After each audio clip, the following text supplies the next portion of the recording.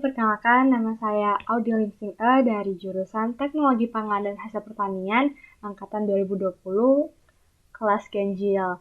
Pada kesempatan kali ini saya akan mempresentasikan mengenai dampak yang diberikan pada saat proses pengolahan bahan makanan pada kandungan vitamin.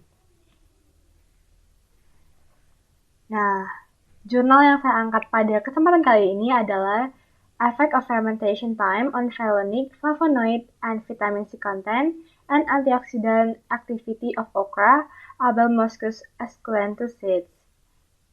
Nah, jadi mungkin kita lihat dulu ya, ini adalah tanaman okra. Nah, tumbuhnya itu adalah menjulang ke atas gitu buahnya. Nah, mungkin lebih detailnya lagi, itu kurang lebih buahnya seperti ini, terus juga ada bijinya. Nah, bijinya inilah yang akan kita teliti. Nah, okra itu merupakan tanaman polong tahunan yang termasuk atau masih dalam bagian dari keluarga Malvaceae dan biasanya dikonsumsi sebagai sayuran segar. Nah, seperti salad, juga sop. Nah, bahkan okra sendiri itu dijadikan bahan makanan untuk makanan tradisional di Afrika Barat. Nah, mungkin kita kenal dulu ya tentang penelitian di jurnal ini. Nah, tujuannya ini adalah untuk menginvestigasi dampak dari fermentasi terhadap komponen dan kandungan antioksidan pada biji okra.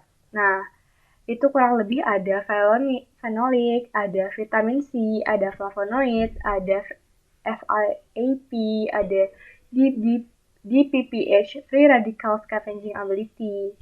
Nah, untuk fermentasinya sendiri itu ada 3 waktu, itu ada selama 24 jam, 72 jam, dan 120 jam. Dan nanti juga akan dibandingkan dengan biji okra yang tidak difermentasi. Selanjutnya ada penelitinya, nah di sini ada F.O. Adetui dan T.A. Ibrahim. Dan jurnal ini juga dipublikasikan pada Nigerian Food Journal tahun 2014. Nah, di sini nih nantinya akan disimpulkan apakah biji okra dapat berpotensi menjadi makanan fungsional atau tidak. Nah, selanjutnya kita masuk ke material and methods. Di sini ada beberapa, dan yang pertama kita akan ke yang region dulu. Nah, region inilah yang nanti akan digunakan sebagai standar dalam mengukur kandungan baik vitamin C, fenolik, maupun flavonoid ataupun yang lainnya pada biji okra. Di sini tuh ada 4, ada ascorbic acid, ada DPPH, ada quercetin, dan gallic acid. Nah, kalau teman-teman lihat nih di bawahnya, itu kan ada kayak Volmart, Darmstadt, Germany. Nah, itu maksudnya merek ataupun tempat di mana itu diproduksi regionnya. Nah, selanjutnya kita masuk ke sample preparation. Nah, di sample preparation ini kita akan menggunakan 250 gram biji okra. Nanti biji okranya ini akan kita keringkan dengan sinar matahari dan kemudian akan direndam air panas selama 2 menit. Setelah dikeringkan, nanti biji okranya disimpan ke karung goni yang warna coklat itu dan disimpan pada tempat yang hangat dan gelap. Sesuai dengan waktunya, tadi ada 24, ada 72, dan 120 jam. Selanjutnya ini kita ke aqueous extract preparation. Nah, di sini tuh kita menggunakan 1 gram biji okra yang sudah difermentasi maupun yang belum difermentasi. Nah, selanjutnya nanti bijinya ini akan kita homogenasikan dalam 100 ml air selama 5 menit. Setelah dihomogenasikan, kita akan sentrifugasi dalam 2000 kali percepatan gravitasi selama 10 menit.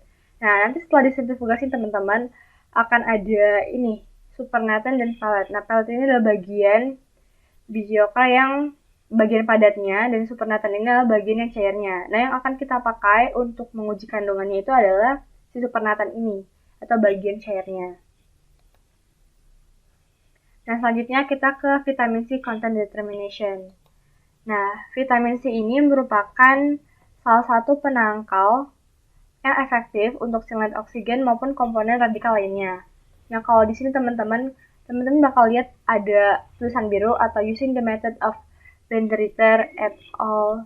Ada tahunnya juga. Nah, itu maksudnya dalam menentukan kandungan vitamin ini kita menggunakan penelitian yang sebelumnya. Nah, jadi itu bisa dari 75 mikroliter DNPH solution, terus juga ini ada keterangan lengkapnya. Nanti juga akan ditambahkan 500 mikroliter extract mixture. Nah, extract mixture ini yang supernatant tadi ya. Nah, terus juga nanti akan ditambahkan air juga, nanti reaksinya nanti campurannya tadi akan kita inkubasi selama 3 jam pada suhu 37 derajat. Nah, setelah itu akan kita tambahkan 0,5 mili H2SO4 65%. Terus kemudian absorbansinya akan kita hitung dengan spektrofotometer dan nanti ada nilainya ini 520 nanometer. Nah, kurang lebih kayak gitu untuk menentukan vitamin C, kandungan vitamin C-nya. Selanjutnya ke phenolic content determination. Nah, ini kurang lebih sama ya teman-teman. Yang bagian tulisan birunya ini menandakan kalau ini pakai metode yang telah dilakukan di penelitian yang lalu atau yang sebelumnya. Nah, ini teman-teman bisa baca sendiri. Ini adalah ekstraknya dicampur dengan 2,5 mili reagent yang 10%, terus juga dinetralisasi. Nanti ujung-ujungnya campurannya juga akan diinkubasi. Nah, waktu inkubasinya berbeda-beda di suhu yang berbeda-beda juga ya. Dan nanti tetap akan dihitung absorbansinya. Nah, kita ke FRAP atau Fat Reducing Antioxidant Power. Nah, FRAP itu adalah reducing power itu dinilai berdasarkan kemampuannya untuk mereduksi Fe3 menjadi Fe2 dan merupakan salah satu indikator potensial dari aktivitas antioksidan ya teman-teman. Nah, di sini teman-teman bisa lihat ini ada 2,5 ml liquid, itu maksudnya adalah supernatant tadi atau ekstrak yang bisa kita pakai untuk mengukur kandungan dari FRAP ini. Nah, kurang lebih sama, ada beberapa campuran. Nah, teman-teman untuk mempermudah bisa lihat dari tulisannya sudah di bold. Nah, jadi karena itu ada campurannya. Nah, terus juga nanti campuran ini bakal diinkubasi selama 20 menit pada suhu 50 derajat. Terus juga nanti akan dicampur oleh beberapa campuran lainnya. Nah, kalau untuk yang FRAP ini bakal disentrifugasi dulu, terus kemudian supernatant-nya itu akan dicampurkan beberapa campuran lainnya dan nanti akan dinilai atau diukur nilai absorbansinya.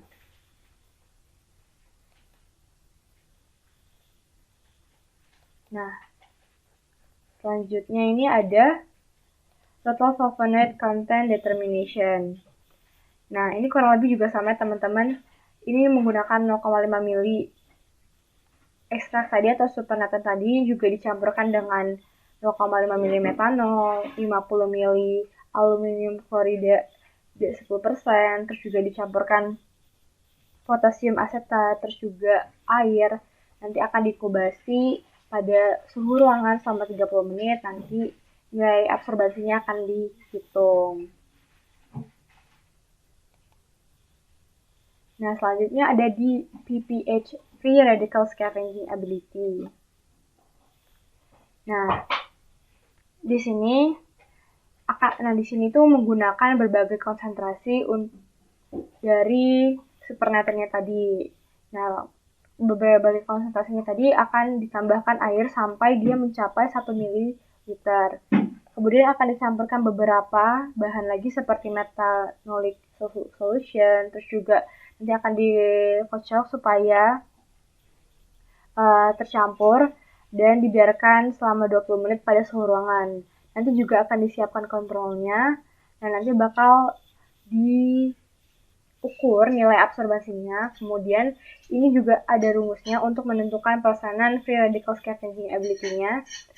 Nah, itu adalah absorbansi kontrol dikurangi absorbansi sampel per absorbansi kontrol terus dikali 100.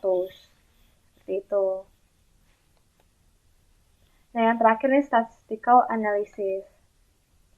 Nah, statistical analysis ini nanti teman-teman akan melihat tabel di mana hasil kandungannya nanti akan ada nilai toleransi, di mana nilai toleransi ini berupa nilai yang diperoleh dari standar deviasi dari 3 kali percobaan. Nah, kemudian kita menggunakan ANOVA atau analisis variansi untuk menentukan signifikansi dari fermentasi tadi. Terus juga ini signifikansi yang diterima itu pada peluang kurang atau probabilitas kurang dari 0,05. Kemudian juga ada ICVT, yaitu untuk menghitung. Nah, nanti ICVT ini dihitung dengan menggunakan analisis regresi linear. Seperti itu. Nah, sekarang kita masuk ke results and discussion. Nah, yang pertama ini ada ascorbic acid. Nah, ascorbic acid ini merupakan vitamin C alami yang larut air. Nah, vitamin C ini sebagai salah satu penghancur yang efektif untuk stimulus oksigen dan komponen radikal lainnya. Dan di sini standarnya menggunakan ascorbic acid equivalent atau AAE. Nah, atau mungkin nih satuannya itu adalah mgAAE per 100 gram atau miligram ascorbic acid equivalent per 100 gram sampel. Nah, kalau kita lihat dari diagram batangnya, ini kandungan ascorbic acid yang paling rendah itu ada di kandungan biji okra yang tidak difermentasi. Dan untuk yang paling tinggi kita lihat ini ada di biji okra yang difermentasi selama 24 jam. Nah, terus juga kalau kita lihat semakin bertambahnya waktu fermentasi, malah kandungan ascorbic acid itu malah menurun gitu. Nah, hal ini kenapa? Hal ini bisa disebabkan karena adanya enzim ascorbate oksidase yang direproduksi oleh mikrobia. Nah, yang mungkin berpengaruh pada pH lingkungan ataupun pada konsentrasi ascorbic acidnya. Selanjutnya, ada phenolic content. Nah, phenolic ini adalah salah satu komponen yang berperan penting dalam aktivitas antioksidan. Phenolic ini berperan sebagai penangkal yang menunda dan mencegah oksidasi lipid. Nah, kalau di sini satuannya menggunakan miligram GIE per 100 gram. Nah, itu artinya miligram gallic acid equivalent per 100 gram sampel. Kita lihat lagi diagram batangnya. Kalau di sini yang paling rendah itu adalah kandungan phenolic pada biji okra yang tidak difermentasi. Dan lagi-lagi kandungan phenolic yang paling tinggi ada pada biji okra yang difermentasi selama 24 jam. Nah, sedangkan semakin bertambahnya waktu fermentasi, malahan kandungan fenoliknya semakin rendah. Nah, mungkin kita next ke yang selanjutnya ini ada total flavonoid. Nah, flavonoid ini adalah masih bagian dari polyphenolic dan yang punya karakteristik antioksidan seperti untuk mengurangi pembentukan radikal bebas dan menangkalnya. Nah, kalau di sini flavonoid ini menggunakan standarnya adalah quercetin. Nah, atau kalau kita lihat satuan itu mgKa per 100 gram gitu, berarti miligram quercetin equivalent per 100 gram sampel. Nah, kalau misalnya kita lihat dari diagram batangnya ini, yang paling rendah kandungan total flavonoidnya itu ada pada biji okra yang tidak difermentasi. Dan yang paling tinggi ada di biji okra yang difermentasi selama 24 jam dan semakin bertambah waktu fermentasinya semakin rendah juga kandungan flavonoidnya. Nah, kemudian kita ada Ferric Reducing Antioxidant Power. Nah, Ferric Reducing Antioxidant Power ini seperti yang saya jelaskan sebelumnya, ini merupakan dinilai berdasarkan kemampuannya untuk mereduksi Fe3+ menjadi Fe2+. Dan ini merupakan salah satu indikator potensial dari adanya aktivitas antioksidan. Nah, kalau dilihat ini kurang lebih diagramnya ini sama seperti yang udah kita bahas sebelumnya. Kalau misalnya yang paling rendah itu kemampuan atau kekuatan untuk mereduksinya itu ada pada okra yang tidak difermentasi. Sedangkan yang paling tinggi itu ada yang difermentasi pada 24 jam. Nah, dan semakin bertambah waktu fermentasi, semakin rendah pula kemampuan atau kekuatan untuk mereduksinya. Nah, kalau teman-teman perhatiin ini ada kayak tanda garis-garis ini maksudnya itu adalah nilai toleransi tadi yang dihitung dengan menggunakan standar deviasi 3 kali pengulangan. Nah, mungkin karena di sini itu tidak ada data jelasnya berapa nilai dari toleransinya, jadi kurang lebih seperti yang ada di gambar ini ya teman-teman. Nah, selanjutnya ada DPPH, Free Radical Scavenging Ability, atau kemampuan untuk menangkal radikal bebas di PPH. Nah, di PPH itu apa? Di PPH itu adalah radikal bebas yang stabil yang biasanya digunakan untuk mengukur aktivitas penangkal dari antioksidan. Nah, di sini tuh kita menggunakan IC50. Nah, di sini IC50 semakin rendah nilai IC50 itu menandakan semakin tinggi aktivitas antioksidan pada sampel. Nah, terus juga semakin rendah nilai IC50-nya itu juga melambangkan semakin tinggi kemampuan untuk menangkal radikal bebas dari okra yang difermentasi. Nah, terus juga kita lihat di sini, ini yang di PPH radikal IC50-nya itu yang paling tinggi ada di biji yang tidak difermentasi. Nah, terus yang paling rendah ada di fermentasi 24 jam. Nah, ini melambangkan kalau misalnya seperti yang tadi dikatakan, kalau dia semakin rendah nilai IC50-nya, maka semakin kuat kemampuan untuk menangkalnya. Berarti yang paling kuat dalam menangkal radikal bebas itu adalah biji okra yang difermentasi selama 24 jam. Sedangkan yang paling rendah itu adalah, atau yang paling tidak kuat untuk menangkal, itu adalah biji okra yang tidak difermentasi. Nah, di sini juga sama, semakin bertambahnya waktu, nilai di PPH radical IC50-nya semakin menaik. Atau sama aja nilai atau kemampuan untuk menangkalnya itu semakin menurun. Seperti itu. Kalau tadi kan kita sudah ngebahas versi IC50-nya. Nah, kalau ini kita versi presentasinya. Jadi, kalau ini jadi langsung aja. Kalau misalnya diagramnya tinggi, berarti itu tandanya kemampuannya juga, kemampuan dalam menangkal radikal bebasnya juga tinggi gitu. Nah, di sini kan kita sempat ngebahas bahwa metode yang digunakan itu adalah menggunakan berbagai macam konsentrasi. Di sini ada 4 konsentrasi ya, ada 0,83, 1,67, 2,5 dan 3,3. Nah, di sini juga di waktu fermentasinya juga berbagai macam, ada yang tidak difermentasi, terus juga ada 24 jam, 72 dan 120. Nah, di sini dapat kita simpulkan ya teman-teman berdasarkan diagram batangnya. Kalau misalnya nih, yang pertama, semakin bertambah konsentrasinya, maka semakin meningkat pula kemampuan dalam menangkal radikal bebasnya, ya kan? Nah, terus juga kita bisa lihat di sini bahwa tetap ini nilai atau kemampuan yang paling tinggi untuk menangkal radikal bebasnya itu ada pada okra yang fermentasinya 24 jam. Karena dia yang paling tinggi di sini kan. Nah, terus juga yang paling rendah itu ada di biji okra yang tidak difermentasi. Nah, di sini. Nah, seperti itu teman-teman. Jadi ada 2 kesimpulan. Yang tadi adalah yang pertama itu semakin besar konsentrasinya atau semakin tinggi konsentrasinya, semakin tinggi pula kemampuan dalam menangkal radikal bebasnya. Juga pada fermentasi 24 jam itu kemampuan menangkal radikal bebasnya juga yang paling tinggi. Nah, selanjutnya ada total flavonoid content.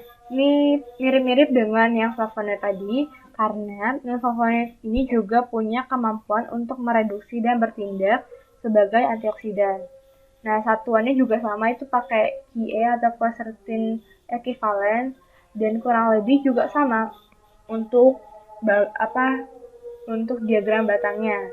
Dimana yang paling rendah itu adalah biji okra tidak difermentasi, dan yang paling tinggi itu adalah biji okra yang difermentasi 24 jam. Nah, di sini juga sama, kalau semakin bertambahnya waktu, semakin rendah kandungan dari non-flavonoid di sampel.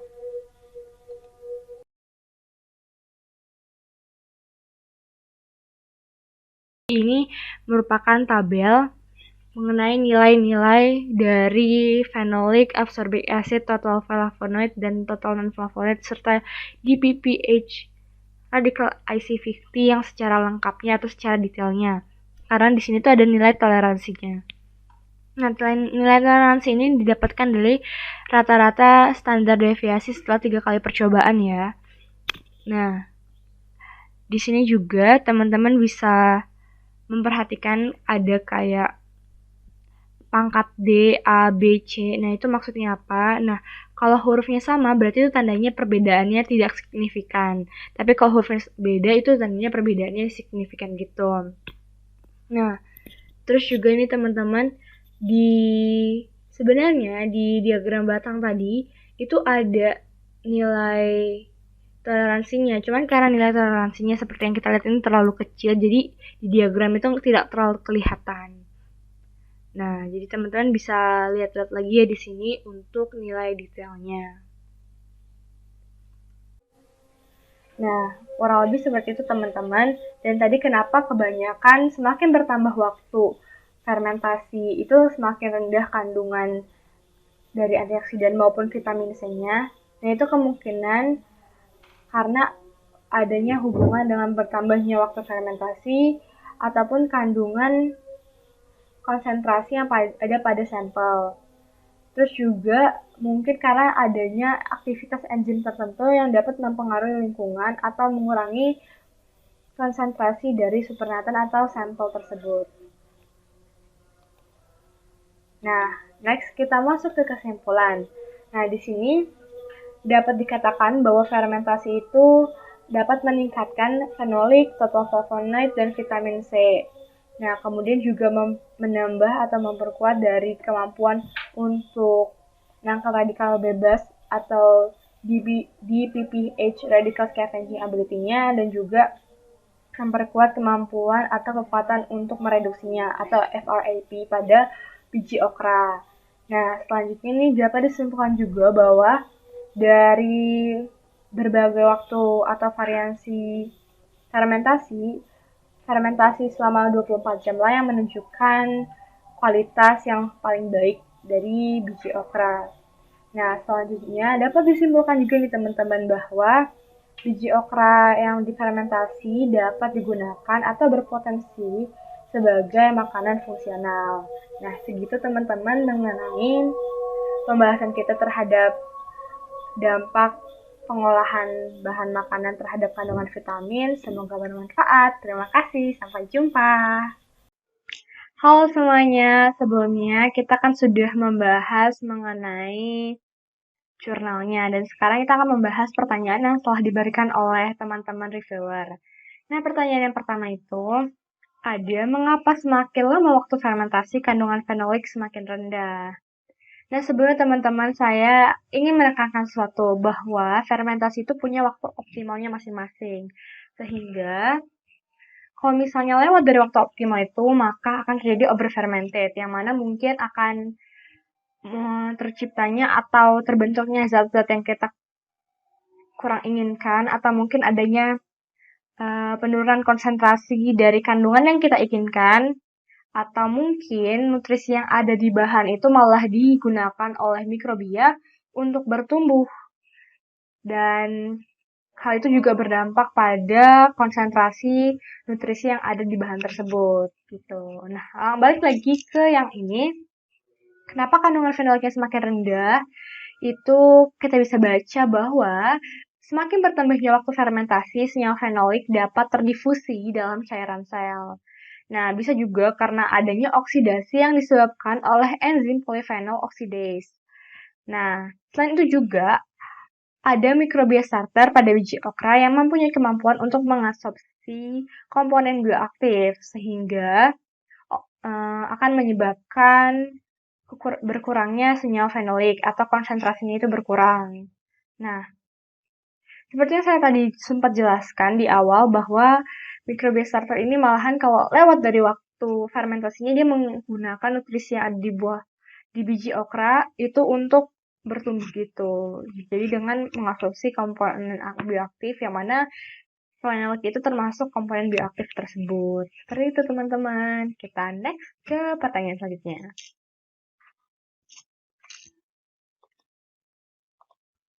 Oke, nah ini ada pertanyaan yang kurang lebih masih bersambungan dengan pertanyaan yang sebelumnya, yaitu apa saja contoh enzim yang dapat mengurangi konsentrasi sampel biji okra dan bagaimana prosesnya.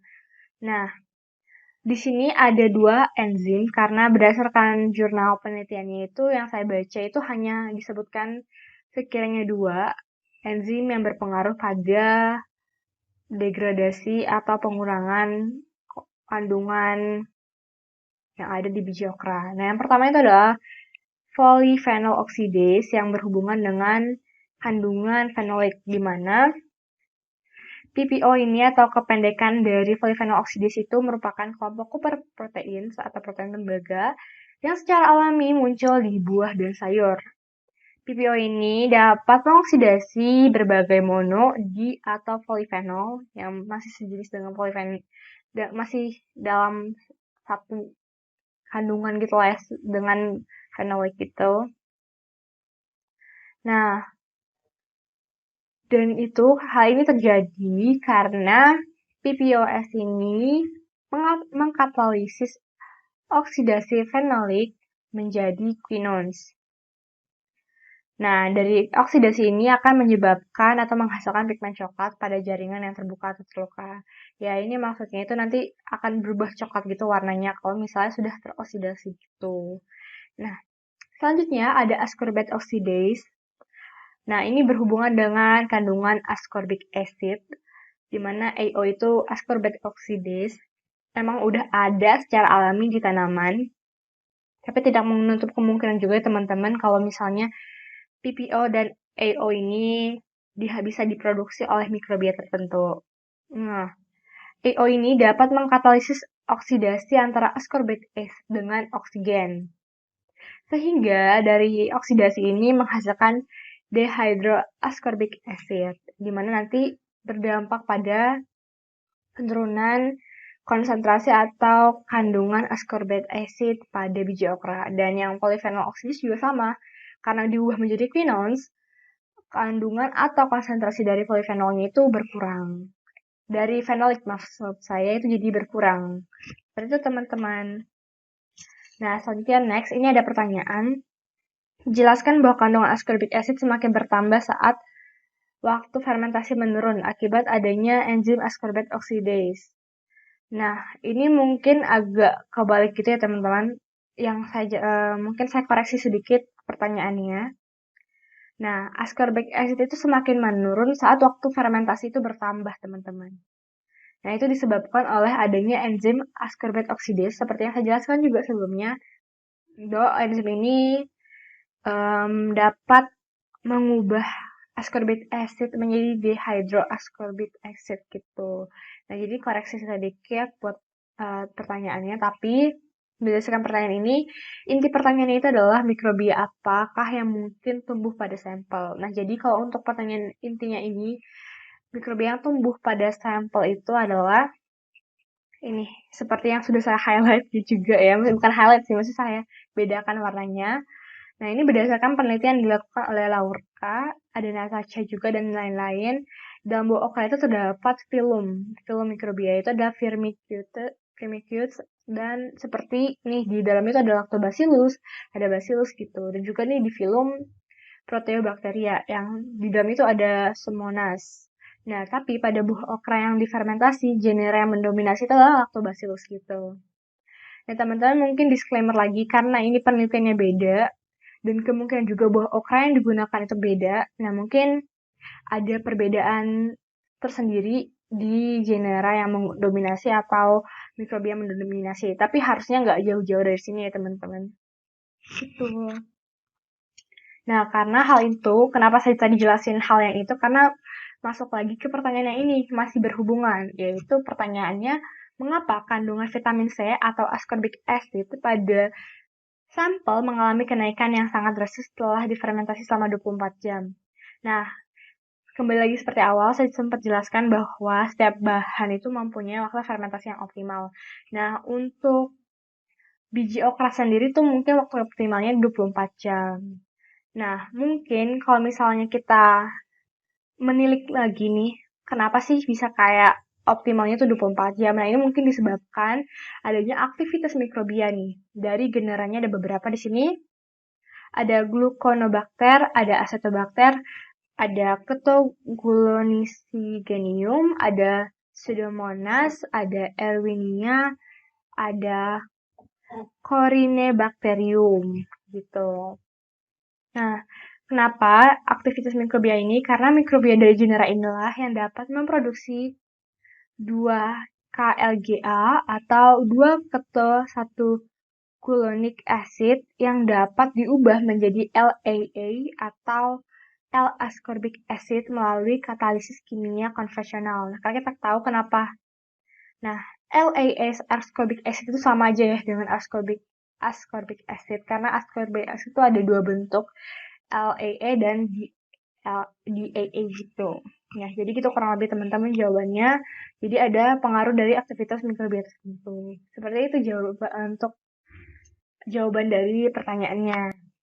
Nah, teman-teman ini udah daftar pustaka untuk jawaban-jawaban tadi dan juga jurnal ini ya. Nah, teman-teman kalau misalnya mau baca-baca, mau mungkin searching-searching yang lebih lanjut, bisa cek ini ada daftar pustakanya. Dan untuk yang ini khusus ini adalah jurnal yang kita gunakan, yang saya bahas pada kesempatan kali ini. Seperti itu teman-teman, semoga